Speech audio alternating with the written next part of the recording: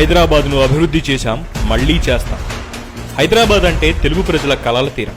హైదరాబాద్ అంటే తెలుగువారి అభివృద్ధి, సంస్కృతులతో ముడిపడి ఉన్న బంధం. ఆ బంధానికి కొండంత అండగా నిలిచింది తెలుగుదేశం. నేటి హైదరాబాద్ మహానగర రూపును సంతరించుకోవడంలో తెలుగుదేశం పార్టీ మరువలేని పాత్ర పోషించింది. హుస్సేన్ సాగర్ పక్క నుంచి ఖైరతాబాద్ వరకు ఉన్న కచ్చా రోడ్డును విస్తరించింది తెలుగుదేశం పార్టీ వ్యవస్థాపకులు ఎన్టీ రామారావు గారు. పంజగుట్ట నుంచి సికింద్రాబాద్ వరకు, కూకట్పల్లి నుంచి చార్మినార్ వరకు రోడ్డు విస్తరణ చేపట్టింది కూడా ఆయనే. కేవలం రాకపోకలకు మాత్రమే పరిమితమైన ట్యాంక్ బండ్ రోడ్డును విస్తరించి పటిష్టం చేసి విగ్రహాలు నెలకొల్పడంతో పాటు పచ్చిక బయళ్లు అభివృద్ధి చేసింది కూడా ఎన్టీఆర్ఏ.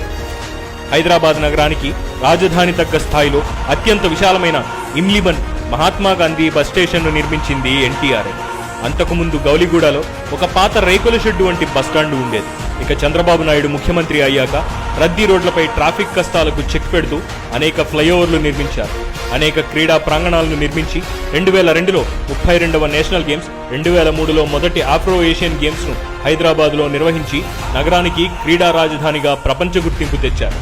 బిల్ గేట్స్, బిల్ క్లింటన్ వంటి ప్రపంచ ప్రఖ్యాతులను హైదరాబాద్కు రప్పించి నగరానికి ప్రపంచ స్థాయి గుర్తింపును ఇచ్చారు. Microsoft, Wipro, business schools, IIIT, NALSAR వంటి సంస్థలు హైదరాబాద్కు రావడం వెనుక చంద్రబాబు పడిన శ్రమ ప్రజలు ఇంకా మర్చిపోలేదు. పచ్చదనం, పరిశుభ్రత అంటూ హైదరాబాద్ను ఆహ్లాదకర నగరంగా తీర్చిదిద్దారు. నగర ప్రజల కోసం రైతు బజార్లు ఏర్పాటు చేశారు. శిల్పారామం వంటి ఆహ్లాదకర విహార కేంద్రాన్ని నెలకొల్పారు. సాంకేతికత ఫలాలను సామాన్య పౌరులకు చేరువ చేయాలన్న లక్ష్యంతో చంద్రబాబు కృషి చేశారు.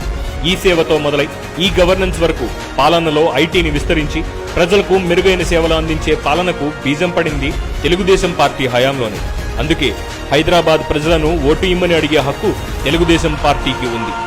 హైదరాబాద్ను అభివృద్ధి చేశాం, మళ్లీ చేస్తామంటున్న తెలుగుదేశం పార్టీని జీహెచ్ఎంసీ ఎన్నికల్లో గెలిపించండి. హైదరాబాద్ నగరాన్ని ప్రపంచ పటంపై సగర్వంగా నిలబెట్టండి.